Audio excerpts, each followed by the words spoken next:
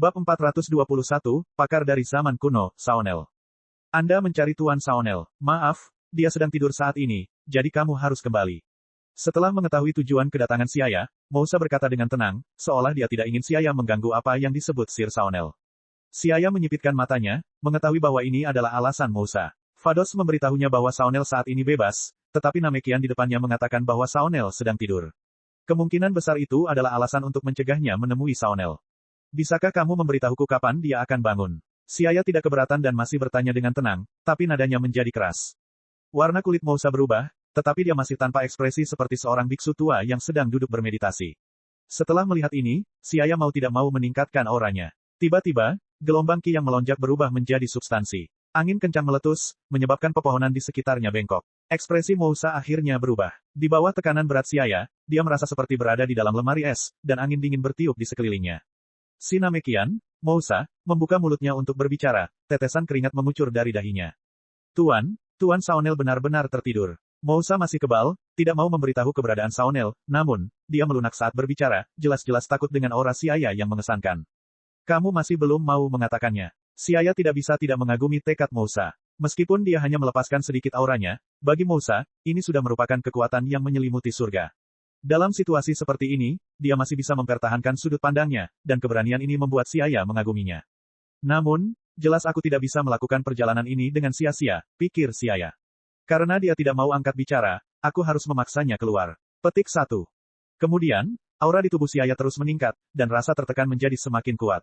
Segera, itu melampaui ambang batas toleransi orang Namekian. Pada saat ini, seluruh planet Levil berdengung, angin bertiup kencang, kilat menyambar, dan guntur bergemuruh.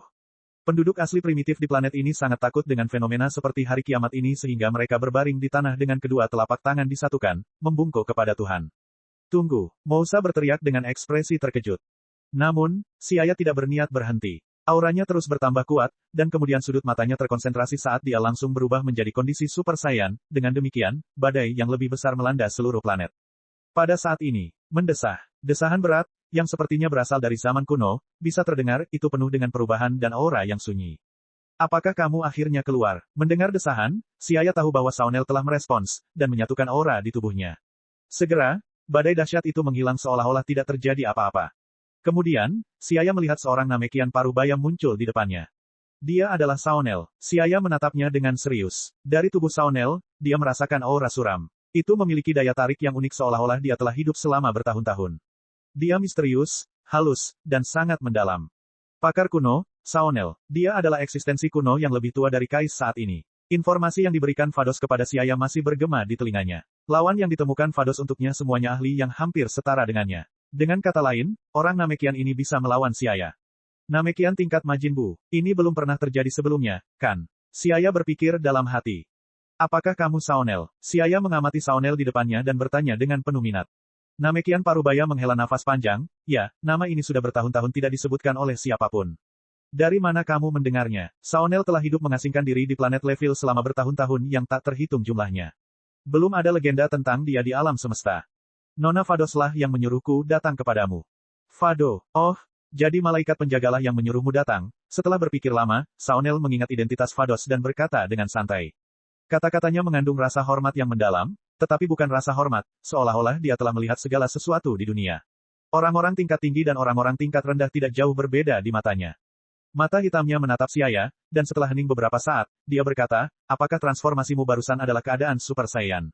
Ini adalah perlombaan yang telah hilang dalam sejarah. Apakah orang saya di planet Sadala menemukan kembali metode untuk berubah menjadi Super Saiyan saat saya tidur? Melihat Saonel bergumam pada dirinya sendiri seolah-olah dia tenggelam dalam ingatannya, Siaya berkata, saya bukan Saiyan dari planet Sadala. Oh, lalu kenapa kamu mencariku? Siaya membuka dan menutup mulutnya. Jika Anda memahami orang saya, maka Anda harus mengetahui kepribadian seorang saya. Aku mencarimu secara alami karena aku ingin bertarung dan menyempurnakan kekuatanku. Saonel tertawa dan berkata, kamu ingin bertarung. Itu benar-benar gaya Saiyan. Baiklah kalau begitu, biarkan saya melihat betapa kuatnya Anda menampilkan Super Saiyan, dan apakah Anda lebih kuat dari Super Saiyan di masa lalu. Super Saiyan zaman kuno. Aku pasti tidak akan membiarkanmu kecewa. Siaya tersenyum dan berkata dengan acuh tak acuh. Meskipun dia tidak tahu seberapa kuat Super Saiyan kuno di alam semesta 6, Siaya yakin bahwa dia tidak lebih lemah dari Saonel. Setelah melihat sekeliling, Siaya berkata, saya khawatir planet ini tidak dapat bertahan dalam pertempuran kita. Ayo pergi ke luar angkasa. Karena itu, Siaya memimpin dan terbang seperti anak panah yang cepat, dan dengan cepat berubah menjadi titik hitam yang menembus atmosfer. Saonel diam-diam mengangkat kepalanya, menatap ke kejauhan, dan mengikuti. Hanya Namekian Mousa yang tersisa di tempatnya, menatap kosong ke langit. Di alam semesta yang kosong dan luas, Siaya telah bertransformasi menjadi Super Saiyan 2. Aura emas mengamuk, membuatnya tampak seperti matahari kemasan. Momentum yang kuat menyebar jauh ke langit berbintang. Saonel tiba di samping Siaya dan menatapnya dengan ekspresi terkejut. Dia tiba-tiba menyadari bahwa Saiyan ini tidak sederhana. Dia sangat berbeda dari Super Saiyan dalam ingatannya. Intensitas Ki Siaya tidak kalah dengan miliknya. Bisakah Super Saiyan menjadi sekuat ini? Petik 1. Tatapan Saonel tiba-tiba menjadi tajam, dan seluruh tubuhnya memancarkan cahaya putih berkilauan dan tembus cahaya. Tatapan tajamnya sepertinya menembus Siaya. Tuan, Anda telah melakukan perjalanan lebih jauh dari nenek moyang Anda di jalur Super Saiyan. Pantas saja Madame Vados menyuruhmu datang mencariku. Kamu mempunyai niat bertarung yang murni di hatimu, jadi mari kita bertarung dengan baik. Petik 2. Oke, ayo. Siaya memandang Saonel sambil tersenyum, tapi otot di sekujur tubuhnya sudah tegang. Menghadapi ahli seperti Saonel, Siaya pasti tidak bisa menganggap entengnya. Siaya tahu bahwa kekuatan Saonel tidak kalah dengan miliknya, tetapi karena Saonel telah mengasah setiap bagian dari kekuatannya dengan baik untuk waktu yang lama, dia dapat menggunakan setiap bagian dari kekuatannya. Jadi, jika Siaya tidak berusaha sekuat tenaga, dia mungkin akan kalah telak. Siaya mengatur napasnya, menjaganya pada kecepatan yang seragam. Dia memperhatikan lawannya dengan penuh perhatian, dan kemudian mengambil posisi bertarung. Saonel memandang Super Saiyan di depannya dengan ekspresi muram. Dari tubuh Siaya, dia bisa merasakan vitalitas yang kuat. Hal ini menunjukkan bahwa Siaya belum terlalu tua, mungkin baru berusia 30 atau 40 tahun. Sulit membayangkan bahwa Saiyan muda sudah memiliki kekuatan yang tidak kalah dengan miliknya. Saonel mengambil posisi berdiri saat gelombang Ki putih bergelombang seperti percikan air, momentum luar biasa mengalir deras. Siu, di ruang yang tenang, Saonel tiba-tiba menghilang di depan mata Siaya. Kemudian, ketika dia muncul kembali, lampu hijau menyala, dan sebuah tinju tiba-tiba muncul di atas kepala Siaya. Mata Siaya menoleh, dan dia mengangkat lengannya untuk memukul ke belakang sementara tubuhnya menghindar ke samping, menghindari tinju Saonel. Kemudian, Siaya mengikuti gerakan Saonel dengan kecepatan tinggi. Bang, bang, bang, kilatan cahaya kemasan meledak, memunculkan sinar cahaya warna-warni seperti bintang jatuh, dan langsung menghilang di langit berbintang alam semesta yang gelap. Bab 422, menukar pointer. Di luar angkasa, Siaya dan Saonel saling menyerang. Pergerakan mereka cepat, dan dalam sekejap mata, mereka melintas di antara beberapa planet. Di kedalaman alam semesta, dua berkas cahaya berkilauan saling berakselerasi, sebelum bertabrakan dengan cepat dan segera berpisah. Kemudian, mereka bertabrakan lagi dan berpisah lagi, masing-masing dampaknya meletus dengan kekuatan luar biasa yang serupa dengan yang dihasilkan ketika bintang-bintang runtuh. Bang, bang, bang, dampaknya tidak bersuara, namun gelombangnya, pada tingkat ruang angkasa, terus memancar keluar. Satu demi satu, ledakannya seperti petir besar yang datang dari zaman kuno, terbang melintasi alam semesta yang luas dan menyebar. Tubuh Siaya dengan cepat melintas saat dia dengan cepat menghindari serangan Saonel, dan kemudian matanya berputar dengan cepat, mengikuti sosok Saonel.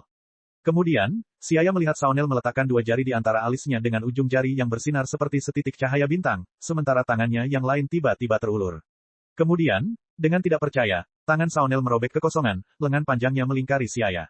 Hehe, ini sangat mirip dengan gerakan Piccolo. Melihat Saonel menggunakan gerakan familiarnya, mata Siaya melebar dan dia menghela nafas dengan muram, bakat ras Namekian benar-benar kuat. Kemudian, di tengah tekanan yang tak ada habisnya, Siaya berteriak dengan marah, dan mata hijaunya bersinar dengan cahaya dingin, cahaya keemasan yang menyelimuti seluruh tubuhnya segera meletus. Gelombang demi gelombang aura yang dahsyat meraung, seperti serigala dan harimau. Gemuruh. Kekosongan itu bergetar. Lengan Saonel meledak sementara Siaya mengambil kesempatan untuk mundur beberapa ratus meter. Kemudian, Siaya menyesuaikan postur tubuhnya dan menukik ke bawah, bergegas menuju Saonel, jari-jarinya sedikit bergerak, dan gelombang energi telah disiapkan. Mata Saonel berkedip saat dia mengamati gerakan Siaya dengan cermat, dan tiba-tiba, dia menunjukkan senyuman hangat. Tidak baik, setelah melihat senyuman Saonel, Siaya segera menyadari bahwa dia telah dibodohi dan dengan cepat menyesuaikan gerakannya. Namun, Saonel memanfaatkan kesempatan itu, ketika lengan baru tiba-tiba tumbuh di lokasi lengan yang patah dan melingkari Siaya. Tidak terpengaruh dan tanpa ragu-ragu, Saonel menyerang. Di ujung jari tangannya yang lain, kilatan cahaya muncul. Tiba-tiba, cahaya yang indah dan menyilaukan muncul di langit berbintang yang tenang dan gelap, mengandung kekuatan yang cukup untuk menghancurkan langit dan bumi. Ini diikuti oleh serangan spiral yang membelah penghalang ruang angkasa. Pada saat kritis, Siaya tidak bisa lagi menahan diri, oleh karena itu, dia tidak bisa menahan diri untuk tidak berteriak, pembekuan ruang waktu. Seluruh langit berbintang segera mengalami stagnasi biru es. Tubuh Siaya berkelebat, dan dia menerobos gerakan Saonel, setelah itu dia segera mengangkat Spacetime Freeze. Siaya menyeka keringat dingin di dahinya, tapi dia masih terguncang sampai ke inti. Jika bukan karena kemampuan ruang waktu, serangan barusan akan melukainya secara serius. Dia memang seorang Namekian yang telah hidup selama bertahun-tahun, pengalamannya luar biasa. Siaya berpikir dengan penuh keyakinan bahwa dia telah berhasil, tetapi kenyataannya, dia tanpa sadar telah jatuh ke dalam perangkap yang dibuat dengan hati-hati oleh Saonel. Jika dia tidak berhati-hati, Siaya akan hancur selamanya. Saonel sepertinya merasakan perubahan ruang waktu, saat dia mengerutkan kening dan bertanya, bagaimana kamu menghindari seranganku? Aku tidak bisa memberitahumu hal itu. Siaya menatapnya dan menggelengkan kepalanya. Saonel mengangguk sedikit. Karena itu adalah rahasia Siaya, dia menganggap tidak bermartabat untuk menyelidiki lebih lanjut. Kemudian, Saonel menyerang lagi, muncul di belakang Siaya dari sudut yang tidak terbayangkan saat dia melayangkan pukulan. Namun, Siaya sudah lama memperhatikan gerakan Saonel, jadi, ketika Saonel hendak menyerang dari belakang, dia tersenyum acuh tak acuh dan meluncurkan kemampuan ruang waktu, menghindari serangan Saonel sepenuhnya. Langit berbintang yang dalam sangat mempesona saat dua berkas cahaya bersinar secara tiba-tiba, menghasilkan serangkaian kekuatan yang mengguncang dunia. Saat dia mendekati asteroid, Siaya bersembunyi di baliknya sambil sedikit terengah-engah. Setelah pertarungan yang panjang, aura mereka mulai tidak teratur. Menyeka keringat di dahinya, Siaya menenangkan diri dan merenung, metode menyerang Saonel tidak hanya bervariasi, tetapi dia juga sangat berpengalaman. Juga, ditambah dengan kemampuan magis orang Namek, dia benar-benar lawan yang luar biasa. Kekuatan Saonel membuat Siaya merasa khawatir, tetapi yang lebih menguntungkannya, adalah pemahaman Saonel yang halus atas kekuatannya, seolah-olah setiap bagian dari kekuatannya dapat digunakan dengan cermat di tangannya. Siaya terkejut dengan berbagai taktik yang digunakan Saonel saat bertarung. Ini memungkinkan dia merasakan pengetahuan mendalam dari seorang ahli kuno. Saat dia terengah-engah, sinar listrik dingin melintasi kehampaan dalam bentuk bulan sabit, dengan hati-hati menyapu asteroid kecil. Di sisi lain, wajah Siaya tiba-tiba berubah. Tubuhnya berbalik ke samping saat lampu listrik dingin menyapu pipinya. Sinar listrik yang dingin dan menusuk membawa aura menakutkan yang mengejutkan Siaya, dan seluruh tubuhnya berkeringat dingin. Saat dia berbalik menghadap posisinya sebelumnya, Siaya menemukan bahwa cangkang batu telah pecah, dan kemudian, di sepanjang jalan datar, cangkang itu terbelah. Seluruh asteroid secara paksa dipotong menjadi dua bagian. Menemukan Anda, sosok Saonel muncul di depan Siaya, setelah itu mereka berkelahi. Keduanya terus-menerus menyerang satu sama lain, kecepatan serangan mereka semakin cepat. Dalam sepersekian detik, mereka telah bertarung lebih dari 100 kali. Bang, bang, bang, kekosongan itu sedikit bergetar. Tidak ada suara yang terdengar, namun dari gemetarnya planet-planet di kejauhan, dahsyatnya serangan mereka bisa dirasakan. Menghindar, muncul, menyerang, mundur dan bertahan, rangkaian gerakan ini, seperti awan mengambang dan air mengalir, tidak memerlukan pemikiran ekstra dan sepertinya sudah menjadi naluri tubuh. Bang, mata Saonel melebar saat dia memukul dengan keras, tapi Siaya dengan ringan mendorongnya dengan tangannya. Kemudian, dia dengan cepat melesat seperti anak panah dan membuka jarak beberapa kilometer.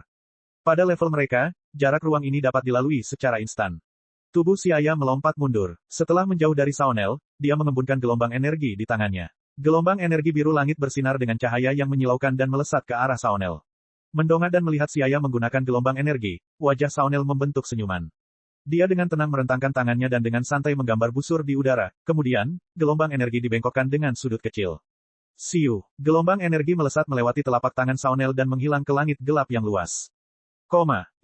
Kita akan menghentikan pertarungan di sini. Kalau masih ingin bertarung, lebih baik dilanjutkan di lain hari. Saonel berdiri dengan tenang di kehampaan dan berkata. Suaranya ditransmisikan melalui riak energi. Siaya mengangguk sambil tersenyum. Pertarungan ini sangat menguntungkannya. Meski kedua belah pihak berjuang sekuat tenaga, karena ini bukan pertarungan hidup dan mati, mereka menahan diri. Setidaknya Siaya tidak menggunakan beberapa jurus besarnya. Jika dia seperti ini, maka Siaya tahu bahwa Saonel juga sama. Sebagai monster tua yang telah hidup selama bertahun-tahun yang tidak diketahui, mustahil baginya untuk tidak mengembangkan beberapa jurus rahasia. Namun, pertempuran ini membuat Siaya sadar bahwa dia perlu menemukan tempat untuk mempelajari dan menganalisis kelebihan dan kekurangannya dengan benar. Siaya berkata, baiklah, kita akan bertarung lagi lain kali. Saonel mengangguk sambil tersenyum dan mengundang Siaya. Untuk saat ini, kenapa kamu tidak datang ke tempat di mana aku tinggal dalam pengasingan? Mari kita bahas dengan baik misteri seni bela diri. Saya tahu bahwa jalur yang Anda lalui adalah area yang saya kenal. Mengumpulkan kebijaksanaan berbagai orang juga merupakan cara yang baik untuk berlatih. Siaya mengangguk dan terbang kembali ke planet Leville bersama Saonel. Di sana, Namekian Mousa dengan cemas mondar-mandir. Melihat Saonel dan Siaya kembali, kegelisahan di wajahnya memudar, lalu dia menuju ke arah mereka. Bab 423, Asal-usul Saonel. Ketika Saonel melihat Mousa mendekat, dia sedikit mengangguk padanya dan berkata, Siaya akan tinggal di planet Leville untuk sementara waktu. Anda bisa pergi dan melakukan urusan Anda sendiri, kamu tidak perlu memperhatikannya. Mousa mengangkat kepalanya karena terkejut dan melirik ke arah Siaya, tetapi karena Sir Saunel mengatakannya, dia mengangguk mengerti dan berkata, "Ya, Sir Saunel." Kemudian, Mousa mundur ke sebuah bangunan kecil di dekatnya yang dikelilingi tanaman merambat dan duduk diam seperti patung. Saunel mengalihkan pandangannya dan mengundang Siaya ke kediamannya sambil tersenyum. Kedua orang itu membubung ke langit, dan setelah mencapai ketinggian 1000 meter, mereka dengan cepat terbang ke suatu arah. Dalam perjalanan, Saunel berkata kepada Siaya, Mousa adalah satu dari 7 orang Namek di planet Level, dan dia selalu berhati-hati terhadap orang luar. Baru pada saat inilah Siaya mengerti. Dia mengangguk mengerti dan berpikir dalam hati, Mousa seharusnya adalah seorang Namekian tipe pejuang seperti Nel, dan dia memiliki penolakan bawaan terhadap orang luar.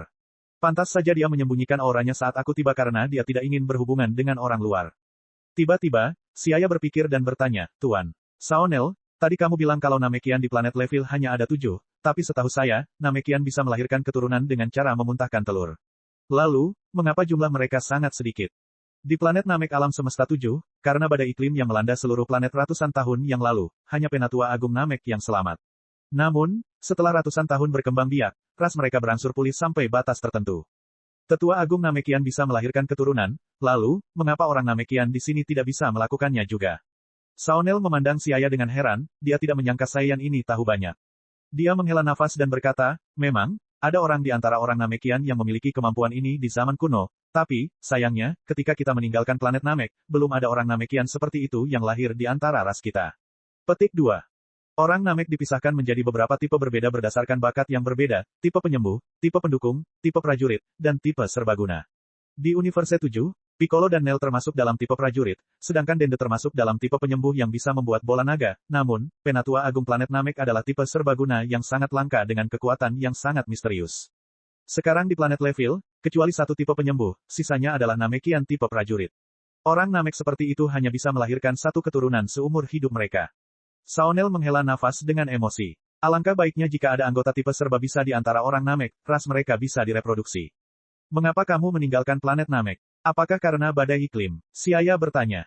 Badai iklim? Tidak, kami harus meninggalkan bintang induk kami karena musuh yang kuat.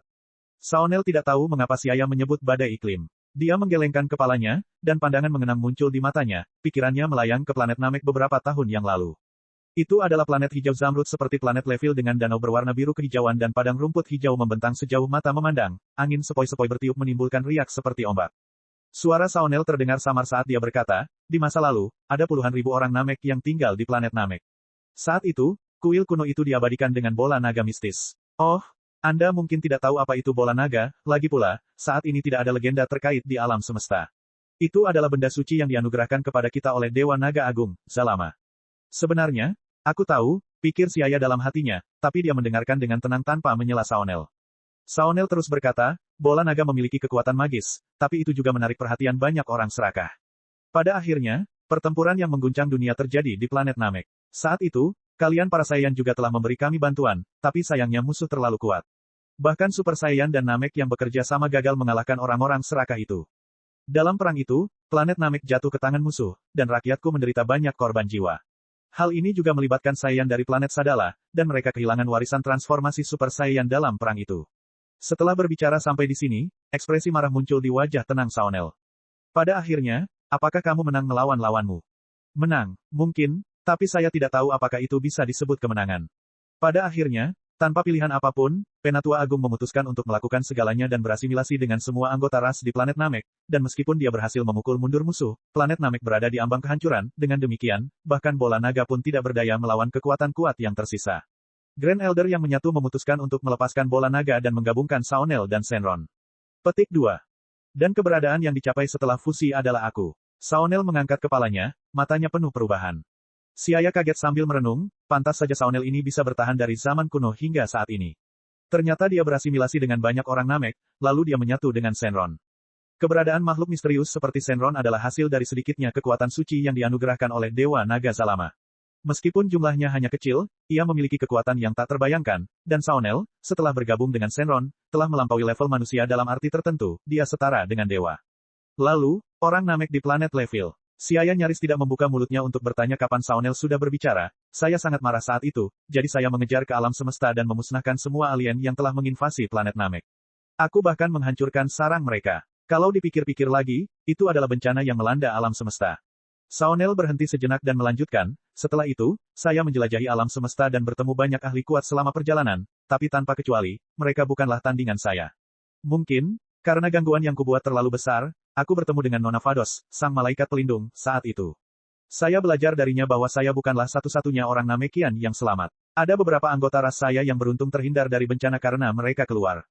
Saya sangat gembira saat itu. Setelah itu, saya menghabiskan waktu bertahun-tahun mencari mereka, dan kemudian saya membawa mereka ke planet Levil untuk hidup dalam pengasingan. Saonel selesai berbicara dan terdiam lama. Mendengar ini, Siaya hanya bisa menghela nafas. Pengalaman Saonel bahkan lebih tragis daripada pengalaman para Saiyan di planet Vegeta. Setidaknya banyak orang Saiyan di planet Vegeta yang selamat. Apalagi setelah bermigrasi ke planet Hongshan, mereka berkembang menuju arah yang makmur. Tentu saja, semua ini terjadi karena campur tangan Siaya. Jika Siaya tidak ada, Saiyan dari planet Vegeta mungkin akan sama seperti di karya aslinya, dengan hanya 2 atau 3 kentang goreng yang tersisa, akhirnya bergabung dengan ras lain dan menghilang ke dalam sungai waktu yang panjang. Apakah masih ada orang Namek lain di luar sana? Siaya bertanya. Mungkin sudah bertahun-tahun. Tidak ada yang tahu. Bahkan jika ada orang Namek lain di luar sana, mungkin mereka sudah lupa identitasnya. Siaya mengangguk dalam diam. Bagaimanapun, bertahun-tahun telah berlalu. Bahkan Kei, yang bertanggung jawab atas galaksi, telah berubah. Dalam waktu yang lama, perubahan besar bisa saja terjadi. Kekuatan waktu mengikis semua jejak. Sambil mengobrol, mereka menuju ke tempat tinggal Saonel dalam pengasingan. Di langit cerah, beberapa awan putih mengambang sambil terus memanjang di bawah angin lembut, berubah menjadi berbagai bentuk. Saonel tidak hidup terpencil di pulau berbentuk bulan sabit, melainkan di tempat lain yang jauhnya ribuan mil. Siaya dan Saonel terbang dengan santai karena mereka tidak terburu-buru. Segera, sebuah pulau berbentuk cincin muncul di depan mereka.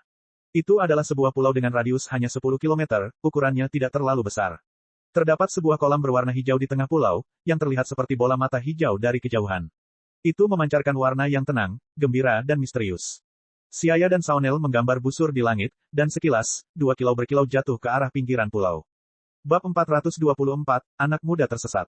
Saat Siaya berbincang dengan Saonel tentang pengalaman pelatihan di kediamannya di bumi Universe 7, transformasi baru sedang berlangsung dengan penuh semangat. Insiden alien yang menginvasi bumi telah berlalu, dan tatanan sosial berangsur pulih, namun, semua penduduk bumi masih merasakan adanya urgensi. Mereka tidak mengetahui kedudukan bumi di alam semesta yang luas. Apakah itu tingkat tinggi atau tingkat rendah, atau bahkan tidak layak untuk disebutkan. Ketakutan diserang alien kapan saja memang buruk. Suasananya tidak lagi riang dan nyaman.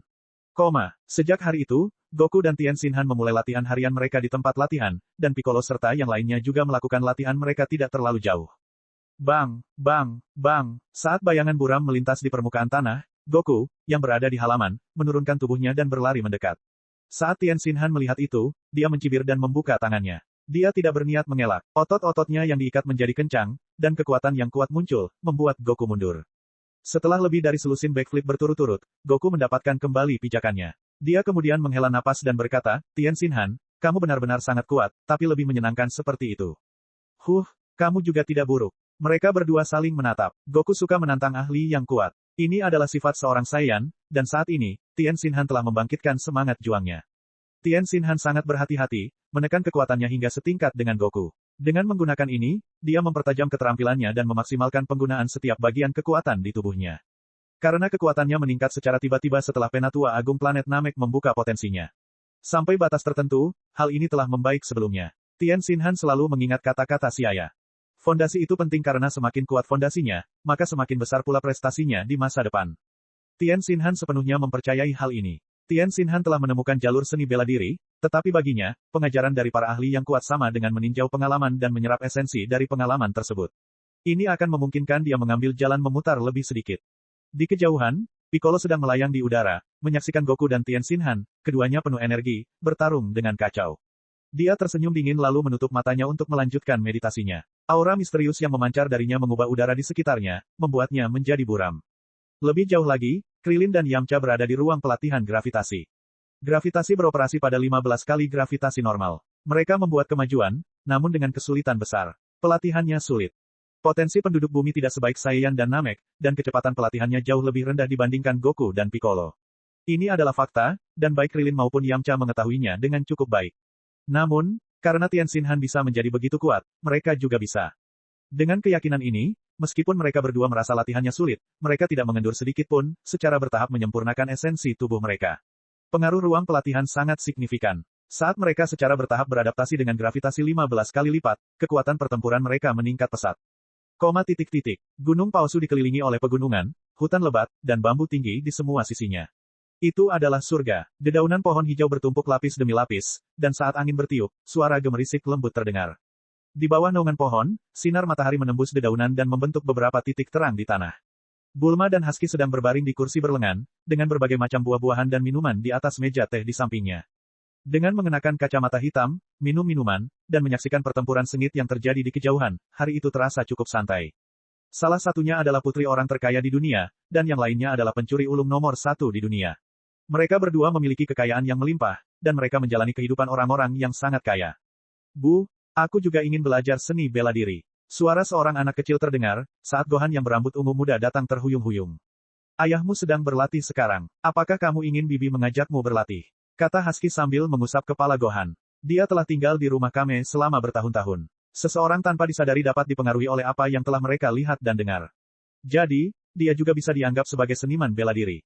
Gohan mengerutkan kening. Dia melepaskan tangan Husky dan berkata, tidak, saya tidak tertarik. Bibi Husky bahkan tidak bisa mengalahkanku. Nak, apa katamu? Mata Husky membelalak saat wajahnya tenggelam. Tanpa membuang waktu, dia bangkit untuk mengejarnya. Namun kekuatan fisik Husky tidak bisa dibandingkan dengan Gohan. Segera, dia terengah-engah karena kelelahan. Jadi, dia kembali ke kursi berlengan dan berbaring, kelelahan. Dia berkata dengan murung, Bulma, lihat anakmu, dia semakin nakal. Bulma menutup mulutnya dan terkekeh. Gohan sangat berbakat, dia pasti akan menjadi ahli yang kuat ketika dia besar nanti. Yah, sudah hampir waktunya baginya untuk berhubungan dengan seni bela diri, tapi siapa yang harus mengajarinya? Bulma mengerutkan kening karena khawatir. Goku dan yang lainnya memiliki pelatihan mereka sendiri. Dalam jangka pendek, mereka hanya mempunyai sedikit waktu luang untuk diri mereka sendiri, apalagi waktu untuk mengikuti pelatihan anak. Terlebih lagi, Bulma tidak pernah mempertimbangkan untuk membiarkan Goku menghentikan pelatihannya untuk mengasuh anak. Saat ini, bumi sedang tidak damai. Semakin kuat Goku, bumi akan semakin aman. Dalam aspek ini, Bulma sangat pengertian. Bagaimana kalau Laun datang dan mengajarinya? Usul Husky. Bulma menggelengkan kepalanya dan berkata, tidak mungkin. Bukan karena Laun sangat sibuk di planet Hongshan, tapi dengan karakter Laun yang berambut pirang, dia sepertinya tidak bisa mengajar orang. Aku khawatir dia akan menyesatkan Gohan. Husky ingat kepribadian kasar dari peluncuran berambut pirang dan mengangguk setuju. Tiba-tiba, seorang petugas tegap, yang mengenakan seragam militer sopan, berjalan mendekat. Gunung palsu adalah wilayah pribadi keluarga Goku, dan dengan reputasi Goku saat ini, tidak ada seorang pun yang akan datang dalam keadaan normal. Petugas itu pergi ke sisi Bulma dan membisikkan beberapa patah kata. Ketika Bulma mendengar apa yang dikatakan, pupil matanya yang ungu melebar. Beberapa saat kemudian, dia berkata kepada Husky, Raja Kota Pusat telah tiba di Gunung Palsu. Gabriel adalah penduduk kota kecil di pinggiran terpencil kota utara. Itu sangat dekat dengan tanah suci Korin. Selama seseorang melintasi pegunungan, mereka bisa mencapai hutan besar tempat tanah suci Korin berada. Sebuah mitos telah beredar di kampung halamannya sejak zaman dahulu. Dikatakan bahwa selama seseorang bisa memanjat menara Korin, mereka bisa mendapatkan bimbingan dari makhluk abadi yang tinggal di menara Korin, memungkinkan mereka menjadi master yang tiada taranya. Selama berabad-abad, tak terhitung banyaknya ahli kuat yang menghadapi tantangan dan akhirnya mencapai ketenaran. Gabriel terpesona dengan legenda ini, jadi dia diam-diam melakukan pelatihan sejak dia masih kecil. Dia bahkan mendapatkan master dan bergabung dengan salah satu pusat seni bela diri untuk berlatih, menantikan hari di mana dia juga bisa mendaki menara Korin. Banyak dari rekan-rekannya, termasuk mereka yang masih muda, sembrono, dan tak kenal takut, berbagi mimpi ini. Namun, ketika beberapa orang memasuki tanah suci Korin dan melihat menara Korin yang menjulang tinggi di atas awan, mereka ketakutan dan melarikan diri. Jika mereka jatuh dari ketinggian seperti itu, meskipun mereka tidak mati, bukankah mereka akan menjadi lumpuh? Gabriel juga takut. Dia menganggap dirinya orang biasa yang tidak akan melakukan hal aneh seperti itu. Karena alasan ini, dia mengalami depresi dalam waktu yang lama dan lambat laun melepaskan mimpinya yang tidak realistis. Dia tampaknya tiba-tiba menjadi dewasa dalam semalam, tetapi sebagai imbalannya, dia menjadi biasa-biasa saja. Dia tidak melakukan apapun dan membiarkan segala sesuatunya berjalan sebagaimana mestinya seperti orang-orang di sekitarnya, lambat laun berubah menjadi orang biasa-biasa saja yang sibuk dengan hidupnya. Hingga suatu hari, Raja Piccolo muncul. Ini merupakan bencana yang mendunia. Di saat kritis, seperti sandiwara di TV, seorang pahlawan muncul. Seorang seniman bela diri muda bernama Goku. Saat itu, stasiun televisi di seluruh dunia menyiarkan pertempuran tersebut, sementara Jibril diam-diam berdoa di depan televisi.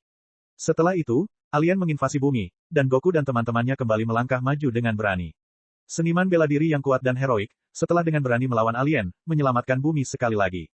Alangkah baiknya jika saya juga bisa bertarung dengan gagah berani seperti mereka. Gabriel tersenyum dengan sikap mencela diri sendiri sambil menatap adegan pertarungan brutal di TV. Ini sudah terlambat, aku sudah menyerah pada mimpi itu. Gabriel bergumam dengan suara rendah. Bab 425, berusaha untuk menjadi lebih baik. Gabriel beruntung tidak mati dalam invasi alien, tapi saat dia merasa malu, adegan siaran langsung di TV berubah saat sosok hijau muncul. Bentuk melingkar yang ramping tampak seperti naga dewa yang anggun dan suci. Petik 2, Tuhan membantu mereka yang membantu diri mereka sendiri. Oleh karena itu, seniman bela diri bumi, untuk mengatasi tantangan berikutnya, teruslah bekerja keras. Setelah mengatakan itu, Shenron menghilang. Pada saat itu, setelah mendengar itu, roh Gabriel bergetar hebat seolah-olah dia telah menerima semacam baptisan. Saat dia mengingat masa lalunya, Gabriel mengingat mimpi masa kecilnya, dan kehidupannya yang kacau setelah melepaskan mimpinya, kemudian, seolah-olah ada kerikil yang jatuh ke dalam air, muncullah riak-riak di dalam air. Tuhan membantu mereka yang membantu dirinya sendiri.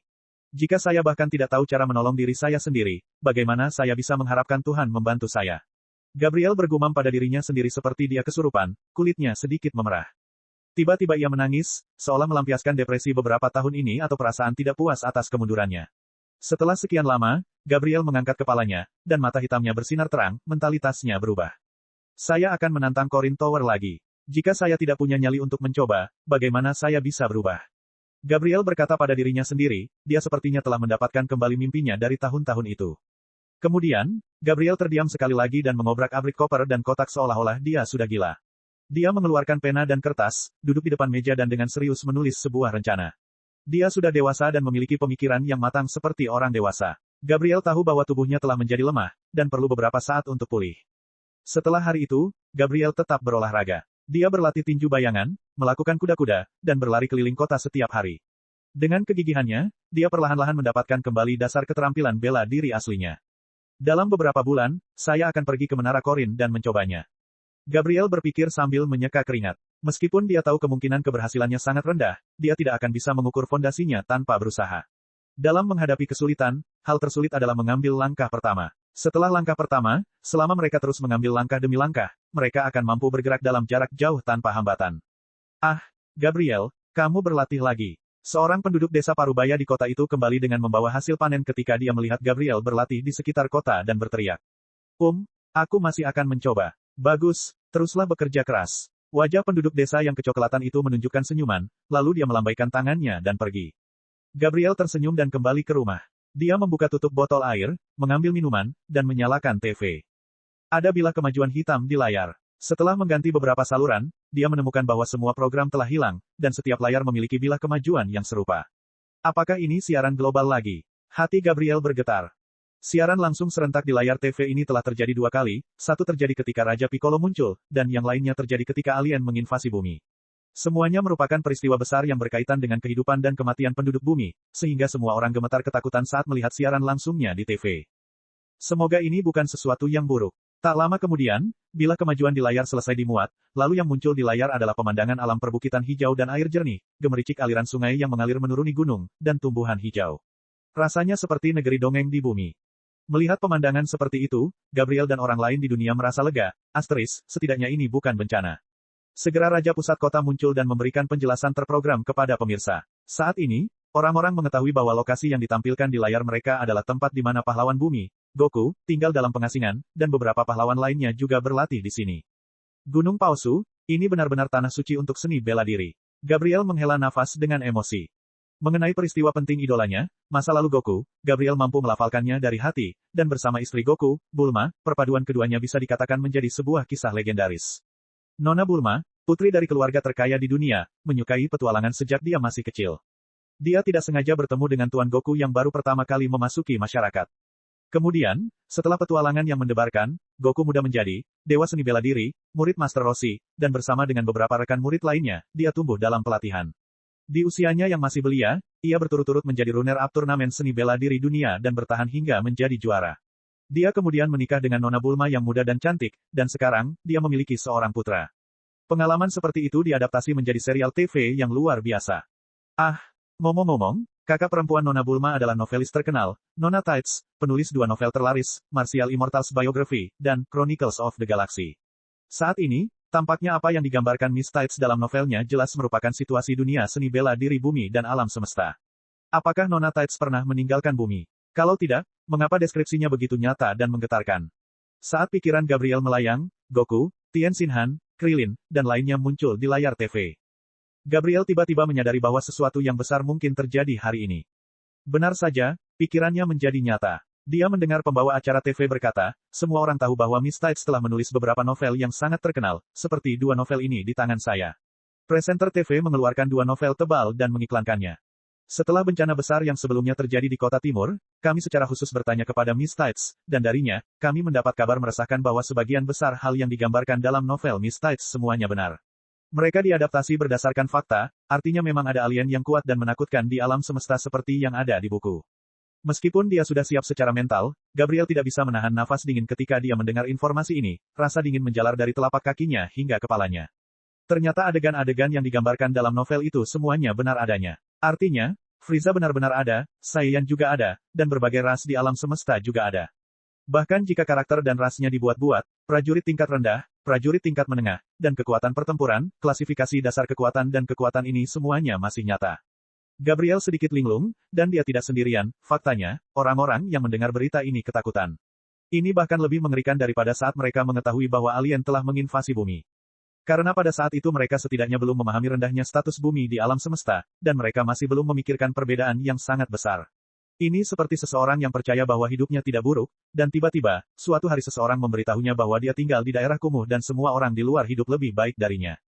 Kontras yang sangat besar hampir membuat orang merasa tercengang. Poin kejamnya adalah, menurut deskripsi dalam novel, rata-rata kekuatan pertempuran penduduk bumi hanya 5 poin atau kurang. 5 kekuatan pertempuran, jumlah yang sangat kecil dan menyedihkan. Perbedaan yang sangat kontras menyebabkan orang-orang kehabisan akal. Bab 426, Era Baru. Semua orang terkejut betapa luas dan tidak dikenalnya alam semesta, dan kegelisahan menyelimuti hati mereka. Saat ini, kamera diarahkan ke Tien Shinhan, dia adalah satu-satunya orang yang pernah keluar dari bumi. Itu benar, meskipun kita tidak memiliki pemahaman yang jelas tentang hal-hal di alam semesta, hal itu masih sama seperti yang dijelaskan dalam novel, setidaknya untuk sebagian besarnya. Setelah saya berpartisipasi dalam turnamen seni bela diri dunia ke-21, saya meninggalkan bumi bersama guru untuk berlatih di luar. Saya hanya ingin mengatakan bahwa dunia luar sangat berbahaya dan jauh lebih brutal daripada yang dijelaskan dalam novel. Bumi hanyalah sebuah planet kecil di sudut alam semesta. Karena alien pernah menginvasi bumi, maka tidak ada jaminan bahwa tidak akan ada yang kedua kalinya. Ketika saatnya tiba, tidak ada yang tahu seberapa kuat musuhnya, atau apakah kita bisa melawannya. Lagi pula, ada terlalu banyak pakar hebat di alam semesta, menghancurkan planet bukanlah hal yang luar biasa bagi mereka. Saya mengatakan ini bukan untuk menakut-nakuti kalian semua, tetapi untuk mengingatkan semua orang bahwa seniman bela diri di bumi perlu bekerja keras. Seperti yang dikatakan Shenron sebelumnya, Tuhan hanya membantu mereka yang membantu dirinya sendiri. Perkataan Tien Shinhan membuat situasi bumi menjadi sederhana dan jelas untuk dipahami, dan juga menghancurkan ilusi sebagian orang. Melihat suasananya yang agak suram, Goku berkata, di belahan bumi utara, terdapat tanah suci Korin, untuk seni bela diri. Ada juga menara Korin yang mengarah ke langit. Mereka yang berhasil dalam tantangan ini dapat memperoleh bimbingan dari Immortal Korin, yang tinggal di atasnya, dan memperoleh kekuatan yang luar biasa. Saya, Tuan Rossi, guru seni bela diri saya, Krillin, Yamcha, Cici, dan Yajirobe semuanya telah memanjat menara Korin. Petik 2. Dia berhenti sejenak dan kemudian berkata, selain itu, jika seseorang dapat memperoleh persetujuan Immortal Korin, adalah mungkin untuk mencapai lookout yang lebih tinggi dan menerima bimbingan dari kami. Jadi, jika kamu ingin menjadi kuat, pergilah dan tantang menara Korin. Tentu saja, sebelum Anda cukup percaya diri untuk melakukannya, saya sarankan Anda terlebih dahulu berlatih seni bela diri dengan benar, lagi pula, bahaya jatuh dari menara Korin sangat besar. Goku, kamu mengatakan bahwa kami ada di menara Korin. Apakah memang ada dewa di dunia ini? Presenter TV mengangkat mikrofon dan bertanya dengan heran. Goku menjawab dengan jujur, kami ada, dan orang-orang di kota timur dibangkitkan karena bola naga yang diciptakan oleh kami sebelumnya. Namun, kekuatan kami dan bola naga tidaklah maha kuasa. Untuk menghadapi alien, kita membutuhkan kekuatan penduduk bumi sendiri. Dia menjelaskan semuanya tanpa henti, membagikan banyak detail yang hanya diketahui orang dalam. Ia juga memanfaatkan kesempatan siaran langsung yang disajikan untuk secara bertahap memberitahukan betapa besarnya alam semesta kepada semua orang. Belakangan, adegan Krillin dan Yamcha muncul. Mereka memberikan penjelasan singkat tentang pengalaman seni bela diri mereka dan memberikan semangat kepada semua orang. Sedangkan Piccolo menganggap dirinya rendah untuk menampilkan dirinya di hadapan orang biasa, sehingga ia tidak memiliki adegan apapun.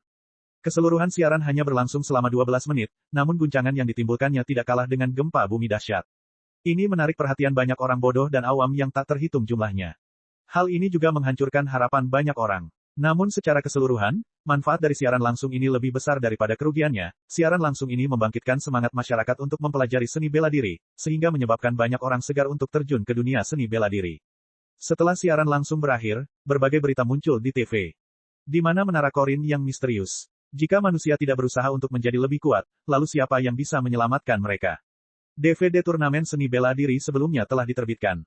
Rencananya adalah membangun kota seni bela diri dan memberikan insentif bagi seniman bela diri.